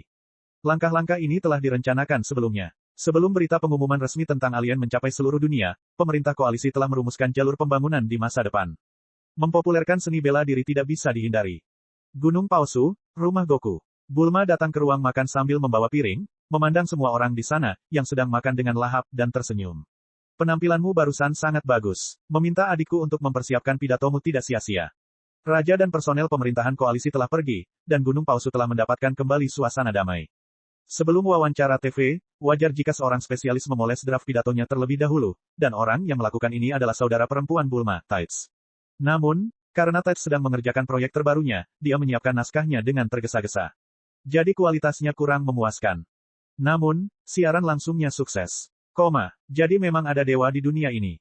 Gabriel bergumam pada dirinya sendiri setelah menonton siaran langsung di TV. Dia tiba-tiba mengerti sesuatu. Ia menyadari bahwa mulai hari ini, bumi akan memasuki era baru. Hal ini telah mendorong status seniman bela diri ke persyaratan yang diperlukan untuk melindungi perdamaian umat manusia. Di masa depan, pencak silat akan menjadi profesi yang mulia. Seni bela diri bumi sudah ada sejak zaman kuno. Tidak diketahui berapa tahun yang lalu sumber spesifiknya dapat ditelusuri, khususnya sekolah. Namun, sejak zaman kuno, seniman bela diri selalu memiliki lingkarannya sendiri, yang tidak dapat dimasuki dengan mudah oleh orang luar. Hanya ketika masyarakat modern hadir barulah turnamen seni bela diri sedunia seperti turnamen seni bela diri dunia muncul. Namun, jumlah peserta dalam turnamen ini tidak banyak, dan permukaan, seni bela diri, masih diselimuti selubung misterius. Tapi itulah yang terjadi sampai sekarang. Situasi ini akan berubah. Untuk melindungi umat manusia, tidak dapat dihindari bagi setiap orang untuk berlatih dan menghormati seni bela diri. Sekalipun peluang untuk menghasilkan ahli yang kuat sangat rendah, selama jumlah dasarnya besar, jumlahnya akan cukup signifikan. Selama beberapa bulan berikutnya, seluruh dunia berada dalam kekacauan. Di banyak kota besar dan kecil, berbagai papan nama dojo pencak silat perlahan bermunculan, mengiklankan dojo Raja Capa, Nam, dan lainnya. Di antara mereka, ada pemilik dojo asli dan mereka yang mencari ketenaran. Situasi kacau itu tidak berlangsung lama. Dengan popularitas detektor kekuatan pertempuran penduduk bumi yang diluncurkan oleh Capsule Corporation, dojo seni bela diri terkenal yang mencari ketenaran ditutup. Detektor kekuatan pertempuran penduduk bumi dibuat berdasarkan detektor energi universal. Mengingat lemahnya fisik penduduk bumi, detektor tersebut tidak sesuai dengan standar alien, sehingga jumlahnya dihitung. J adalah satuan pengukuran, dan 100 J setara dengan 10 kekuatan pertempuran. Selanjutnya, kota seni bela diri secara resmi selesai dibangun. Jaraknya lebih dari 100 km dari tanah suci hutan besar Korin. Fasilitas pelatihan di dalamnya sangat lengkap, dan sistem yang diselesaikan adalah yang terbaik dan sempurna. Itu dirancang untuk menyaring orang-orang yang ingin menantang Korin Tower. Hanya mereka yang mencapai 200 J, yaitu 20 Battle Power, yang berhak menantang menara Korin, agar tidak menimbulkan kekacauan dan korban jiwa yang tidak perlu di tanah suci Korin. Seiring berlalunya waktu, pembelajaran seni bela diri menjadi lebih populer di kalangan masyarakat, dan seni bela diri di bumi pun berkembang secara tertib. Tights sangat gembira saat ini, karena novelnya kembali banyak diminati. Kedua novel yang ditulis sebelumnya kembali dicetak dan diterbitkan, namun pasokannya tidak memenuhi permintaan. Setiap orang yang berlatih seni bela diri, atau tertarik padanya, membawa satu set buku, mempelajari rahasia alam semesta terlebih dahulu. Di kota seni bela diri yang baru dibangun, seorang pemuda dengan gaya rambut afro mengangkat tanda dan berteriak, orang yang ingin mengikuti tes kualifikasi Menara Korin, perhatikan. Pendaftaran sekarang sedang berlangsung. Hanya 10 orang yang akan diterima hari ini, dan saya tidak akan menunggu setelah batas waktu terlampaui. Setelah mendengar kata-kata pria itu, gelombang orang di sekitarnya melonjak ke depan, bergegas menuju tempat pendaftaran. Setan, terima kasih banyak. Tanpa bantuan Anda, kami tidak akan tahu bagaimana menanganinya. Anggota staf menyambut dengan antusias. Setan mengangkat kepalanya dan tertawa gembira. Tidak masalah, itu hanya masalah kecil. Ketika saya melihat para penantang ini, saya teringat akan diri saya yang dulu. Setan juga menantang Menara Korin. Tentu saja, tapi itu terjadi 5 tahun lalu. Sudah kubilang aku tinggal di Menara Korin bersama Yajirobe, selama setahun penuh. Saat itu, saya mendapat bimbingan dari Immortal Korin. Setan membual. Lalu apakah Tuan Setan itu sangat kuat? Wajah Setan memerah. Dia cukup kuat, karena Korin hampir menjadi gila olehnya. Sambil menjabat tangannya, dia berkata, biasa, saya tidak bisa dibandingkan dengan pria itu Yajirobe. Korin, tidak, Immortal Korin sangat menghormatinya. Setan masih memiliki sedikit pengetahuan tentang dirinya. Dia tahu bahwa dia telah mendaki menara Korin dengan mengandalkan sepenuhnya kekuatan Yajirobe. Namun, dalam beberapa tahun terakhir, setan bukannya tanpa kemajuan. Ia memang tidak sebaik seniman bela diri generasi tua seperti Raja Capa, namun sulit baginya untuk mendaki menara Korin. Mungkin, aku harus menantangnya lagi. Nah, dengan mengandalkan kekuatanku sendiri kali ini, saya juga harus memenuhi keinginan terakhir guru. Melihat ke kejauhan menara ilahi yang didirikan antara langit dan bumi, setan sangat bersemangat. Bab 427, 5 tahun, bagian I. Waktu berlalu, dan dalam sekejap mata, 1 tahun telah berlalu. Sudah hampir 5 tahun sejak Goku menikah. Setelah keributan awal mereda, seni bela diri di bumi berkembang pesat. Selama setahun terakhir, banyak anak muda jenius bermunculan, dan sekolah tersembunyi bermunculan satu demi satu. Sekarang adalah era pertikaian antara berbagai aliran pemikiran. Di Korin Tower, beban kerja Korin meningkat pesat. Setiap hari, dia harus menghadapi penantang yang datang dari dunia fana, karenanya, dia tidak punya waktu untuk istirahat. Namun, sejauh ini, belum ada orang yang memenuhi syarat yang muncul di Lookout. Lagi pula, butuh beberapa waktu untuk mengumpulkan level seniman bela diri itu. Di Lookout, kami tua melihat ke bawah dengan puas. Namun, ada firasat buruk di hatinya, itu jika sesuatu yang buruk akan terjadi. Saya tidak tahu kenapa, tapi akhir-akhir ini, saya merasa agak cemas. Mungkin sesuatu akan terjadi. Kami tua mengerutkan kening, kekhawatirannya membuat wajahnya tampak berkerut. Kami sama, Cici masih berlatih di Gunung 5 Elemen. Apakah kamu ingin Goku dan yang lainnya pergi ke tempat Kai untuk berlatih sebentar? Di sampingnya, Pak Popo menatap kami dengan matanya yang seperti koin. Kami tua menggelengkan kepalanya ke samping dan berkata, masih terlalu dini untuk pergi sekarang, mari kita bicara setelah Cici kembali. Pada saat itu, dia dapat menggunakan kemampuan kami untuk mengirim Goku dan yang lainnya. Petik 2, petik 2. Pak Popo berdiri di samping dengan tenang. Sebagai pelayan kami, dia selalu mengikuti arahan kami. Kami Cici saat ini sedang menjalani pelatihan di Gunung 5 Elemen, jadi penanggung jawabnya adalah kami yang lama, yang telah mengundurkan diri. Ngomong-ngomong, apakah putra Goku mengikuti Piccolo? Setelah hening beberapa saat, kami yang tua tiba-tiba bertanya. Ya, potensi anak itu sangat tinggi. Dia sudah memiliki 1000 kekuatan pertempuran di usia yang begitu muda. Berbicara tentang Gohan, bahkan Pak Popo pun terkejut. Kami yang tua tertawa terbahak-bahak. Mungkin dia akan lebih kuat dari Goku di masa depan. Sebaliknya, saya terkejut Piccolo bersedia melatih anak itu. Saya sebelumnya mengira itu hanya ilusi. Sekarang tampaknya hati pria itu secara tidak sadar telah berubah. Petik 2. Dia telah mengamati apa yang dilakukan Piccolo beberapa tahun terakhir. Dia terkejut sekaligus lega. Jika Raja Piccolo bisa berubah, rasa bersalah di hati kami tua akan sedikit berkurang. Di luar bumi, Cui masih melanjutkan tugasnya. Dia telah menaklukkan 10 dari 11 planet tingkat rendah. Faktanya, menaklukkan planet-planet ini tidaklah sesulit itu, waktunya terutama dihabiskan untuk bepergian di luar angkasa. Teknologi ketinggalan zaman ini, jika kecepatannya 1/10 dari kecepatan pesawat luar angkasa patroli galaksi, saya sudah lama mencapai tujuan saya. Kemudian dia melirik ke tampilan layar dan melihat titik terang berkedip-kedip di tengahnya. Cui menyeringai, kedua antenanya bergetar. Hanya planet terakhir yang tersisa. Hahaha, tampaknya disebut bumi dan merupakan planet tingkat rendah. Sambil berbicara, Cui menetapkan targetnya, dan pesawat luar angkasa memasuki autopilot. Kemudian, dia duduk di belakang pesawat luar angkasa dan berhibernasi. Lokasinya saat ini tidak terlalu jauh dari bumi. Dia bisa tiba di sana dalam waktu 1 bulan. Saat ini, alam semesta 6. Setelah meninggalkan planet Level, Siaya menantang para ahli kuat satu demi satu. Dia sangat menikmati proses bertarung dengan para ahli di level yang sama. Perasaan meninju daging tidak berkurang karena lawan terlalu kuat atau terlalu lemah. Setiap pertarungan membuatnya berusaha sekuat tenaga, dan dia kecanduan sensasi darah mendidih. Tanpa disadari, sudah 3 tahun sejak dia tiba di Universe 6. Hampir pada saat itulah Raditz menginvasi bumi. Namun dalam kehidupan ini, Raditz telah dibawa ke planet Hongshan oleh Elise. Sepertinya tidak akan ada perkembangan apapun di masa depan. Raditz tidak akan datang ke bumi, jadi Vegeta juga tidak akan datang. Tidak akan ada masalah selanjutnya di planet Namek. Tapi, hal tersebut tidak sesuai dengan adegan yang diprediksi Bardock. Dalam prediksi Bardock, meskipun jalannya peristiwa telah berubah di tengah jalan, Goku masih akan berubah menjadi Super Saiyan di planet Namek. Mungkinkah masih ada kejadian tak terduga? Siaya terkadang memikirkan hal ini dan tersenyum. Setelah mencapai titik ini, dia tidak lagi menganggap alur cerita sebagai sesuatu yang tidak bisa diubah. Bagaimana dengan mengubah alur cerita? Jika dia benar-benar menginginkannya, dia dapat dengan mudah mengatur lawan Goku dan membiarkannya berubah menjadi Super Saiyan. Status Siaya telah meningkat, dan dia tidak lagi berpegang pada alur cerita aslinya. Dia sudah bisa berdiri di tingkat yang lebih tinggi dan memandang rendah semua makhluk hidup. Namun, Yang tidak diantisipasi Xiaya adalah meskipun Raditz dibawa kembali ke planet Hongshan, sesuatu yang ditakdirkan untuk terjadi pasti akan terjadi. Karena Vegeta begitu luar biasa dan kuat, saingan lamanya Cui terpaksa menuju bumi untuk membuat kesan di mata Frieza. Suatu hari, setelah Xiaya menyelesaikan pelatihannya, seberkas cahaya warna-warni bersinar, dan sosok Vados yang lincah dan anggun muncul di hadapannya. Nona Vados. Xiaya melangkah maju. Vados tersenyum dan dengan dingin berkata, Xiaya, kamu telah berada di Universe 6 selama 3 tahun. Anda telah menantang para ahli dimanapun, yang semuanya berada pada level yang sama dengan Anda. Sepertinya panenmu bagus. Xiaya tidak bisa menahan tawa. Hal yang paling membuatnya puas dalam beberapa tahun ini adalah dia bisa menantang para ahli yang berbeda, seperti ahli dari zaman kuno, Saonel, dan para pejuang neraka yang kuat, keduanya tidak lebih lemah dari Majin Buu. Setiap tantangan melawan mereka mengasah dan memperkuat kekuatannya.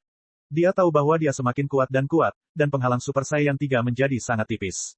Seolah-olah itu akan pecah hanya dengan satu dorongan, tetapi terobosan nyata bergantung pada keberuntungan. Melihat ekspresi Xiaya, Vados sedikit mengangguk. Sejujurnya, kamu telah berkembang sejauh ini. Tidak perlu lagi tinggal di Universe 6, jadi saya akan mengatur agar Anda bertemu seseorang. Setelah Anda bertemu mereka, Anda akan kembali ke Universe 7. Nona Vados, bolehkah saya bertanya dengan siapa Anda mengatur agar saya bertemu? Bibir Vados yang berwarna terang bergerak sedikit. Orang itu bernama Hit. Dia adalah seorang assassin, dan dia ahli dalam kemampuan waktu. Tentu saja, kekuatannya jauh dari apa yang bisa Anda uji, tetapi penting juga untuk menghadapi ahli yang kuat dan menghilangkan kesombongan Anda. Itu dia. Xiaya terkejut. Dia tidak mengira Vados akan mengatur agar dia bertemu dengan Hit. Bahkan jika dia telah membuat kemajuan besar dalam beberapa tahun terakhir, dia pasti tidak memiliki peluang untuk memenangkan Hit. Hit adalah seseorang yang cukup kuat untuk bersaing dengan Dewa Super Saiyan. Bahkan jika saya berhasil menembus Super Saiyan 3, saya tidak akan memiliki banyak peluang untuk menang, pikir Xiaya. Keterampilan khas Hit disebut Time Skip, sebuah kemampuan yang hampir tidak dapat dihindari. Dibandingkan dengan Time Freeze, milik anggota Ginyu Force, Guldo, Time Skip dari Hit jauh lebih sulit untuk dilawan. Namun, menghadapinya, beberapa yang mengendalikan kemampuan ruang waktu, efek Time Skip pasti akan sangat berkurang, tetapi bahkan jika kemampuan ini dikecualikan, Hit yang kuat masih sangat merepotkan. Tentu saja, Xiaya juga tahu alasan mengapa Vados bermaksud mengatur lawan ini untuknya. Itu hanya untuk menindak kelancaran perjalanan pelayarannya. Terlalu banyak kemenangan dapat dengan mudah menimbulkan kesombongan. Ambil contoh Frieza, karena dia terlahir kuat, dia memandang rendah semua makhluk dan pelatihan. Xiaya tahu tentang ini, jadi dia tidak berani menganggap enteng pelatihan. Nona Vados, kapan kita bisa menemui Hit? Xiaya bertanya dengan penuh semangat. Kapanpun kamu mau. Dengan senyuman tipis, Vados mengangkat tongkatnya, yang tiba-tiba berkilau saat kilatan cahaya menyatu ke saluran luar angkasa. Xiaya melangkah maju dan meletakkan tangannya di bahu Vados, lalu seberkas cahaya warna-warni berkedip beberapa kali, membawa Xiaya ke sisi lain alam semesta. Bab 428, 5 tahun, bagian 2.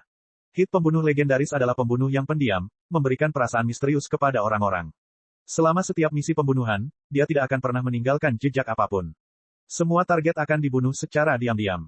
Planet gelap, cuaca suram, dan air hujan merembes ke atmosfer. Kilat menyambar dan guntur bergemuruh, di kota dengan kehidupan malam yang berkembang pesat, orang-orang kaya dan berkuasa dari alam semesta tenggelam dalam kehidupan kemewahan dan kemewahan. Sebuah gedung setinggi beberapa ratus meter memiliki pengawal berpakaian hitam di dalam dan di luar. Para pengawal dari Universe Mercenary Group dengan ketat menjalankan tugasnya, mengawasi setiap sudut lingkungan. Sebagai pengawal yang paling menonjol, orang-orang yang pekerjaannya melindungi keselamatan majikan ini telah menerima pelatihan ketat dan memiliki kekuatan pertempuran yang mengesankan.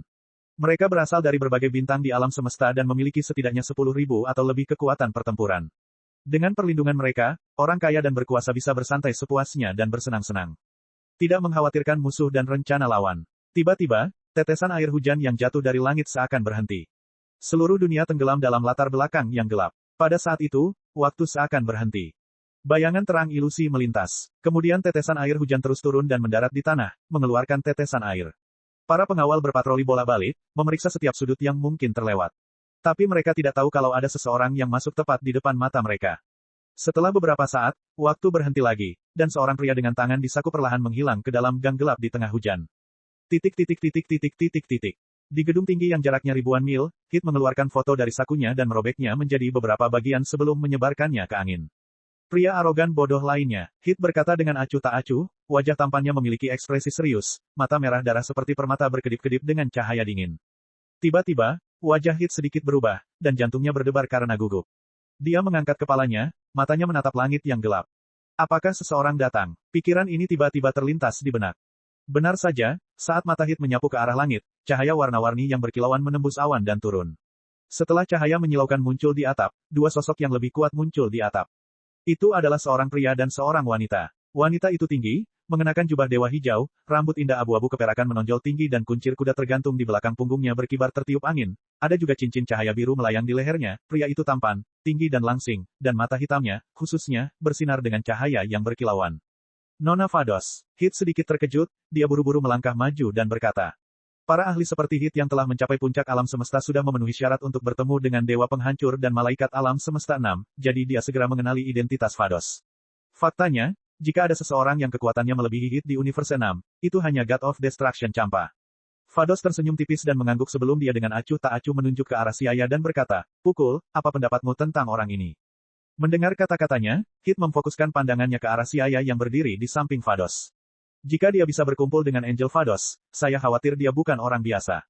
Dia tidak bisa melihat melalui dirinya. Hit menemukan bahwa kekuatan waktu di tubuhnya sedikit bergetar, sedikit di luar kendalinya. Kulitnya berubah, dan bertanya, Nona Vados, siapa orang ini? Namanya Siaya, seorang pemuda dengan potensi besar dari Universe 7. Oh, Hit mengangguk dan menatap Siaya dengan serius.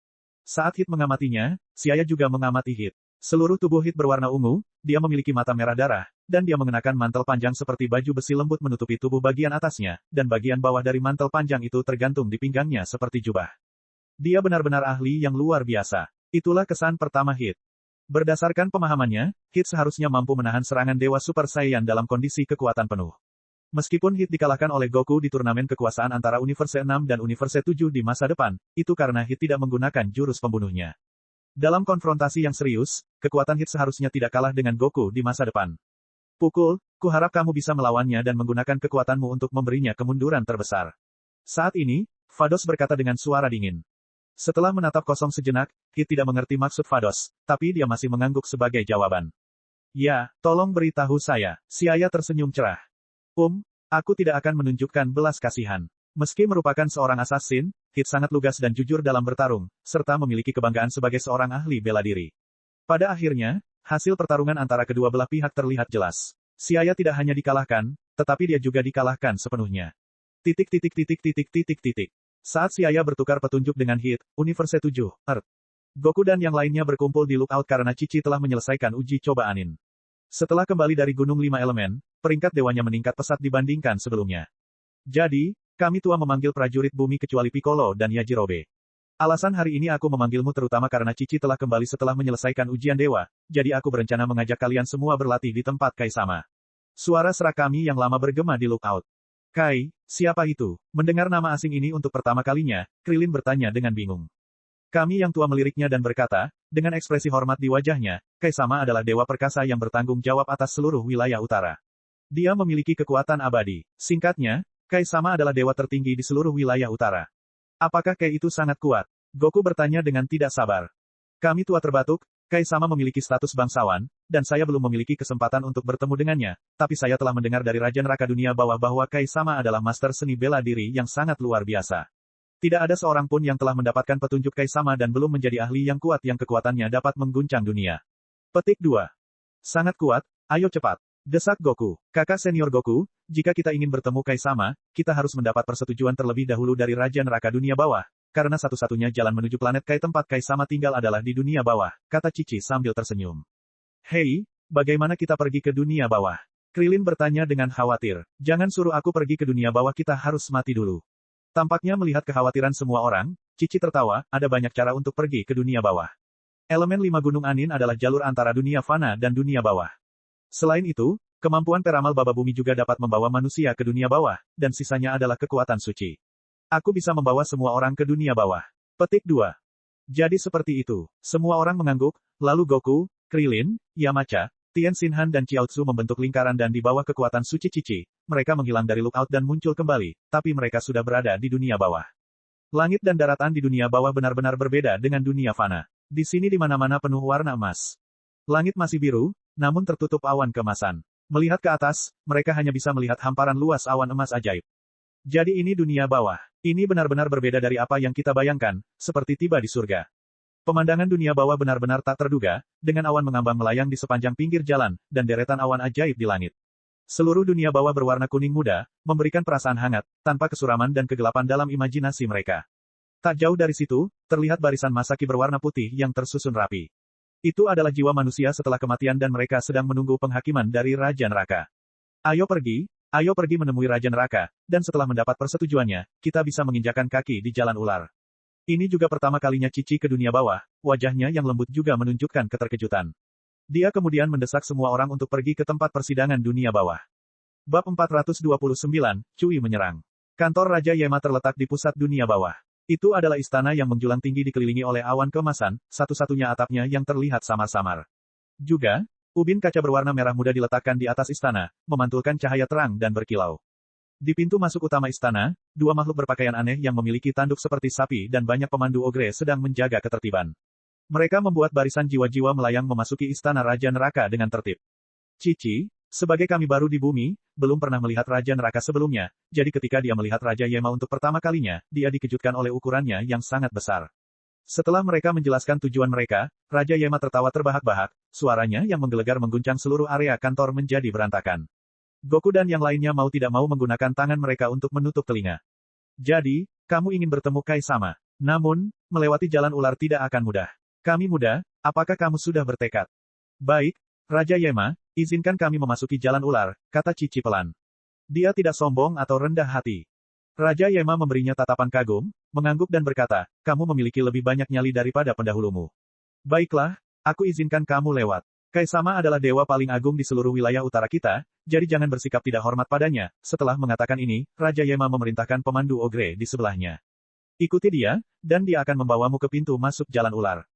Terima kasih. Semua orang mengangguk, berterima kasih kepada Raja Yema. Kemudian, mereka mengikuti pemandu ogre, melewati ruang penghakiman dunia bawah dan menaiki mobil yang sudah ketinggalan zaman. Segera, mereka sampai di pintu masuk jalan ular.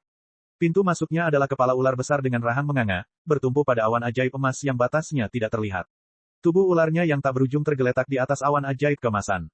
Semuanya, kita sudah sampai. Itulah jalan ular. Selama Anda maju di sepanjang tubuh ular, Anda dapat mencapai planet Kai-sama, oleh karena itu, saya berharap perjalanan Anda semua aman. Aku akan kembali dulu. Pemandu ogre dunia bawah menunjuk ke arah ular besar itu dan berkata. Cici dan yang lainnya tersenyum dan mengangguk padanya, lalu mereka melihat ke arah jalan ular. Kalau begitu, kita harus menginjakan kaki di jalan ular. Semuanya, hati-hati, kudengar ada banyak jebakan di atas jalan ular. Selain serangan dari neraka, ada juga lapisan ilusi, jadi semua orang harus memperhatikannya. Baiklah, jangan khawatir. Goku dan yang lainnya mengangguk, lalu mereka melangkah ke jalan ular. Astaga, dengan beberapa cahaya ilusi yang cepat, mereka berkedip dan langsung berubah menjadi bintik hitam, menghilang dari pandangan. Sementara itu, di luar atmosfer bumi, sebuah pesawat luar angkasa kecil mirip meteor melesat melintasi langit malam, meluncur menuju bumi dengan kecepatan penuh. Berbunyi, berbunyi, berbunyi. Setelah serangkaian bunyi bip, suara elektronik unik terdengar dari pesawat luar angkasa, mendekati planet target, bumi. Ulangi, dekati planet target, bumi. Sistem hibernasi dimatikan, dan Cui yang berkulit nila dengan santai terbangun. Dia memandangi planet biru yang indah di kejauhan melalui jendela kapal, gumpalan daging berbentuk tabung seperti ventilasi di atas kepalanya bergoyang. Jadi itu bumi, cukup indah.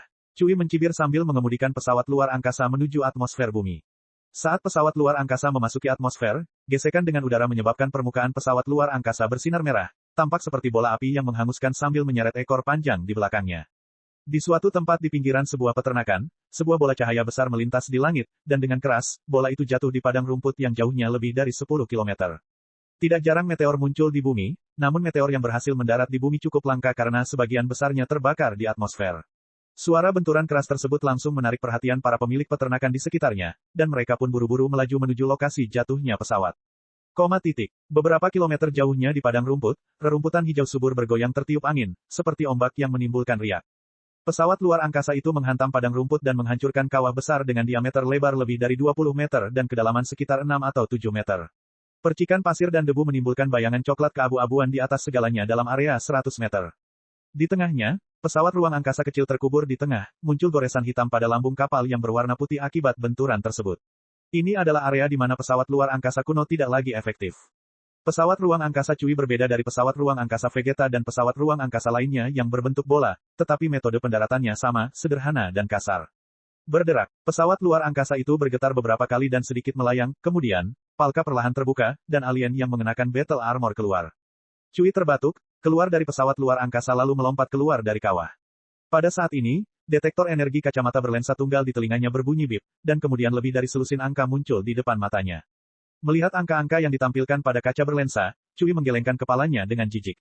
Hehe, balapan tidak berguna lainnya. Sepertinya tidak ada tantangan kali ini juga. Cui menjilat bibirnya yang berwarna nila gelap dan meregangkan pergelangan tangannya dengan tatapan mencemooh, bersiap untuk menyembelih. Di mata seorang pejuang yang kuat, terutama yang memiliki kekuatan pertempuran 18.000, penduduk bumi sama lemahnya dengan semut yang bisa mati terjepit kapan saja.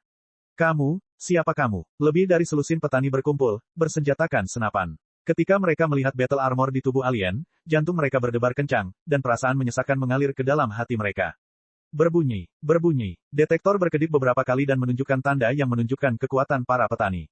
Sampah, hanya 5 kekuatan pertempuran. Oh, salah satunya sudah mencapai 7, tapi dia juga sampah.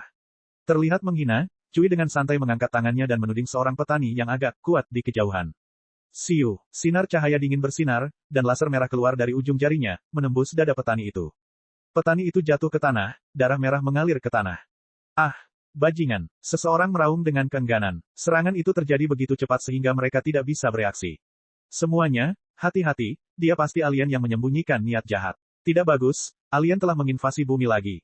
Kita harus menyebarkan berita ini. Meninggalnya salah satu petani mendadak membuat situasi menjadi kacau. Tembakan keluar dari moncongnya, tapi Cui hanya mengulurkan jarinya dan menggoyangkannya ke depannya, menyebabkan peluru jatuh ke padang rumput. Haha, balapan yang bodoh. Biarkan Paman Cui mengirimmu pergi menemui Raja Neraka. Cui tertawa liar dan melambaikan tangannya, mengeluarkan pancaran energi. Jurang berbentuk bulan sabit dengan lebar lebih dari 5 meter dan panjang 20 meter, muncul di hadapan para petani, membakar semuanya menjadi abu. Hehe, mendekati kematian, izinkan saya melihat kekuatan pertempuran penduduk asli lainnya di planet ini. Cui mengetuk kacamata berlensa kaca, dan kemudian serangkaian angka ditampilkan. 4, 3, 11, 45, 21, 3, 67, itu sampah banget. Hah, sebenarnya ada seseorang di sini dengan kekuatan pertempuran 4400. Jaraknya 8.900 km. Bukankah perbedaannya terlalu besar? Cui tidak bisa menahan tawa. Meski dia agak terkejut, dia tidak terlalu peduli dan terus mencari. Ia menemukan 2 sumber sinyal yang sangat kuat di belahan bumi utara. Kekuatan pertempuran 7.100 dan 1.200, bagaimana bisa ada sumber energi yang begitu kuat di planet tingkat rendah ini? Cui sedikit terkejut, tapi kemudian dia dengan dingin mendengus dan terbang ke langit, terbang menuju target yang memiliki reaksi energi terkuat di belahan bumi utara. Di celah gunung yang jauhnya 8.900 km, Yajirobe sedang menebas air terjun dengan katana. Bila pedang tidak pernah menyentuh permukaan air saat sinar pedang melintas, memotong air terjun sebelum terus mengalir. Tiba-tiba, Yajirobe menurunkan katananya dan menatap ke langit dengan tatapan tajam. Ki jahat ini, mungkinkah seseorang telah memasuki bumi lagi? Yajirobe menggelengkan kepalanya sambil tersenyum dan meletakkan pedang di punggungnya, kemudian, dia terbang menuju suatu arah. Bab 430, bagaimana? Apakah kamu takut? Gunung palsu. Langit yang luas terlihat sangat cerah seolah-olah telah tersapu bersih. Mengenakan kacamata pengaman, Bulma membungkuk di depan bukit, tumpukan peralatan dengan busur listrik berwarna biru muda yang berderak. Bulma sedang mengerjakan penemuan barunya. Tiba-tiba, bagian belakang gunung bergetar dan banyak burung terbang ketakutan. Melepas kacamata pengamannya, Bulma melihat ke arah belakang gunung dengan kesal dan berkata dengan marah, aku seharusnya tidak mengizinkan Gohan mengikuti Piccolo untuk berlatih. Sekarang, saya bahkan tidak bisa melakukan penelitian dengan benar. Membuang peralatan di tangannya, Bulma hanya duduk di kursi berlengan dan mulai minum teh. Meski Bulma tampak kesal, suasana seni bela diri saat ini semakin hari semakin padat, jadi, jika Gohan bisa menjadi lebih kuat, dia, sebagai ibunya, akan sangat bahagia. Bagaimanapun, kekuatan yang kuat sangat dihormati. Dari sekian banyak orang di Gunung Palsu, jika harus memilih seorang ahli, maka mereka akan mengetahui bahwa semua orang di Gunung Palsu adalah ahli kecuali Bulma. Maka dari itu, ketika Bulma harus memilih salah satu yang paling cocok menjadi guru Gohan, dia terkejut karena yang ada hanya Piccolo. Raja Piccolo cukup galak untuk tidak bersikap lunak terhadap Gohan karena usianya yang masih muda. Meskipun Bulma merasa sakit hati setiap kali melihat hidung berdarah dan wajah bengkak putranya, dia tahu bahwa menumpahkan darah dan keringat sekarang selalu lebih baik daripada kehilangan nyawanya di masa depan. Semakin banyak Bulma mengetahui tentang berbagai kekuatan di luar bumi, semakin besar kegelisahan yang dia rasakan di hatinya. Dia mempunyai intuisi bahwa sesuatu yang besar akan terjadi di bumi di masa depan. Ini mungkin perbedaan antara Bulma dan Cici di karya aslinya. Apalagi Gohan berambut ungu saat ini juga berbeda dengan Gohan berambut hitam karya aslinya yang hanya ingin menjadi sarjana. Selain itu, tidak hanya terdapat perbedaan garis keturunan, tetapi juga terdapat perbedaan kepribadian mandiri. Karena pengaruh keluarga, kepribadian Gohan berambut ungu tidak sama dengan karakter di karya aslinya yang merupakan tipe orang yes man, sebaliknya, dia sangat agresif. Gohan berambut ungu sepenuhnya mewarisi karakter Saiyan dan ibunya, Bulma, bertindak cukup lugas. Pengejarannya terhadap seni bela diri tidak kalah dengan pengejaran Goku. Selain itu, dengan potensi yang begitu luar biasa, selama dia mau bekerja keras, hanya masalah waktu saja dia bisa melambung ke angkasa. Saat ini, Gohan berusia sekitar 4 tahun, tetapi kekuatan pertempurannya telah mencapai 1200. Dia jauh lebih kuat daripada sebagian besar rekan-rekannya di planet Hongshan, menyiratkan bahwa darah campuran jauh lebih baik. Di belakang gunung, kaki gunung itu penuh retakan. Hutan besar yang tampaknya terbentang tanpa batas waktu, berhenti di sini. Tidak ada hutan di sini, dan aliran sungai telah berubah arah, memperlihatkan area tandus dalam radius 10 km. Ada bebatuan bergerigi dengan bentuk yang aneh di sini, dan bebatuan gundul bertumpuk. Tanah berwarna coklat kekuningan itu penuh lubang setelah peluru artileri menghantamnya. Bang, bang, bang, sosok berwarna merah tua melintas, meninggalkan bayangan buram di berbagai tempat. Bang, setelah serangan dahsyat, sosok itu terlempar, berputar belasan kali di langit sebelum jatuh. Yang mengejutkan adalah seorang anak kecil berusia sekitar 4 atau 5 tahun. Gohan, siapa yang menyuruhmu melihat-lihat? Seranganmu hanya menggelitikku, lanjutkan, tegur Piccolo. Matanya bersinar dengan cahaya dingin. Berbalik, tubuh Piccolo menjadi ilusi, lalu dia muncul tepat di depan Gohan, mengangkat lututnya dan menendang perut Gohan dengan keras. Petui, Gohan mengeluarkan air liur dan terbang kesakitan. Piccolo berjalan tanpa ekspresi dan berteriak, berdiri. Ya, terengah-engah, wajah Gohan membiru dan ungu saat dia berdiri dengan susah payah. Piccolo mengangguk tanpa mengedipkan mata, dan kemudian pertempuran sengit lainnya pun terjadi, tepatnya itu adalah injakan satu sisi. Gohan menghela nafas, butiran keringat menetes dari dahinya. Beristirahatlah sebentar sebelum kita melanjutkan lagi. Setelah melihat keadaannya, Piccolo dengan dingin mendengus dan berbalik untuk pergi. Ya, Paman Piccolo, jangan panggil aku Paman, bocah bau, berbalik dengan canggung, Piccolo berkata dengan kaku, lalu dia duduk di tanah sendirian. Hei, Paman Piccolo, ceritakan padaku apa yang terjadi antara kamu dan ayah sebelumnya. Gohan merangkak dan berbaring di lutut Piccolo dengan dagu bertumpu pada tangan.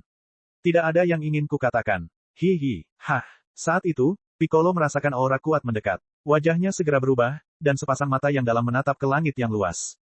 Gohan juga bereaksi dan mengangkat kepalanya. Mata ungunya berkilat kebingungan saat dia bertanya, Paman Piccolo, apakah ada yang datang? Dia adalah pria yang terlalu percaya diri. Kebetulan Goku dan yang lainnya tidak hadir. Sekarang giliran Raja Iblis yang mengambil tindakan. Bocah, sebentar lagi, perhatikan baik-baik, ini akan bermanfaat bagimu, kata Piccolo sambil memandang ke langit dengan acuh tak acuh. Gohan mengangguk penuh semangat. Kemudian, dia menatap langit bersama Piccolo, menghitung kecepatan pihak lain di dalam hatinya. Datang, pikir Gohan. Segera, dia melihat sosok berkulit nila muncul di garis pandangnya. Itu adalah alien yang mengenakan battle armor yang aneh. Apakah ini kedua orang itu? Bahkan ada yang orang Namekian. Kekuatan pertempuran 7100 dan 1200. Siapa sangka akan ada orang dengan lebih dari 1000 kekuatan pertempuran di planet tingkat rendah ini. Apakah detektornya tidak berfungsi? Cui dengan tenang menepuk detektor di sebelah telinganya. Angka yang ditampilkan masih 7100 dan 1200. Sepertinya detektornya tidak berfungsi. Menarik, saya akan bersenang-senang. Cui menjilat bibirnya, tampak santai dengan senyuman dingin di wajahnya. Kekuatan pertempuran 7100 saja bahkan bukan sebagian kecil dari kekuatan pertempurannya. Eksistensi kuat seperti Sir Cui sangat langka di alam semesta. Setidaknya Cui sendiri berpikir demikian. Saat ini, Piccolo sedang melihat alien yang tiba-tiba muncul di langit dengan kebingungan. Dari alien tersebut, ia merasakan aura yang kuat dan gelap yang sama mencoloknya dengan lampu sorot di kegelapan malam. Bagus, tidak peduli dari mana orang ini berasal, kekuatannya sepertinya tidak biasa. Mata Piccolo bersinar dengan cahaya dingin dan dia menyeringai, memperlihatkan 2 gigi iblis. Gohan, sembunyilah ke samping. Menatap Gohan dengan pandangan dingin, Piccolo maju selangkah, jubah di belakangnya bergemerisik tertiup angin. Gohan langsung menerima petunjuk itu dan mengangguk sebelum berlari ke samping untuk bersembunyi. Melihat ini, Cui tertawa dengan nada menghina. Hahaha, ini terlalu lucu, kamu berpikir untuk melawanku. Dia menggelengkan kepalanya geli dan berkata, hahaha, pria bodoh. Mungkin Anda tidak tahu betapa kuatnya saya, jika tidak, Anda tidak akan berpikir seperti itu. Saya seorang pejuang yang kuat di bawah Raja Frieza yang agung. Ras lemahmu seharusnya tidak berpikir untuk membandingkannya denganku. Lupakan saja, aku akan membiarkanmu merasakan kengerian kematian sekarang juga. Petik 2. Cui tertawa dengan arogan dan melepaskan sedikit kekuatannya. Bukankah menyenangkan melepaskan sedikit kekuatanmu di depan orang-orang lemah yang bodoh dan membiarkan mereka perlahan-lahan merasakan keputusasaan di depan kekuatanmu yang menakutkan? Cui berpikir dalam keadaan mabuk, energinya dengan cepat menimbulkan badai. Pada saat ini, langit gunung palsu menjadi gelap, dan baru setelah detektor di dekat telinganya hampir tidak dapat menahan energi berintensitas tinggi, sehingga berbunyi bip, Cui sepenuhnya melepaskan kekuatannya. Bagaimana itu? Apakah kamu takut? Saya akan memberitahu Anda bahwa kekuatan pertempuran saya saat ini adalah 18.000. Gemetar ketakutan. Cui tertawa terbahak-bahak, terbawa suasana. Bodoh. Piccolo meludah dengan jijik. Apakah alien berkulit nila ini gila? Sejak awal, dia terus berbicara tanpa henti. Apakah menurutnya kekuatannya yang kecil itu luar biasa? Satu lagi pria sombong dan angkuh. Piccolo menggelengkan kepalanya dalam hati. Jika semua orang di alam semesta seperti dia, maka tidak ada yang perlu ditakutkan. Nama, Frieza, yang disebutkan Cui menarik perhatian Piccolo. Nama ini cukup familiar seolah dia pernah mendengarnya di suatu tempat. Oh iya, itu nama yang muncul di novel yang ditulis oleh wanita bernama Tides. Tampaknya dia adalah karakter yang sangat kuat. Piccolo tentu saja tidak membaca novel, tetapi dia telah mendengar orang lain di Gunung Palsu menyebutkan ringkasan kasar novel tersebut lebih dari sekali. Hah, Cui bingung. Matanya yang dingin menatap ke arah dua orang di depannya sambil berpikir, mengapa mereka tidak takut? Bukankah seharusnya mereka merasa takut karena kekuatanku yang menakutkan? Cek cek cek cek cek cek cek cek. Rakan-rakan kultivator sekalian, sebelum retret, sila terus berkultivasi untuk jurus subscribe, like, share dan komentar agar sekte novel Sadim terus berkembang pesat.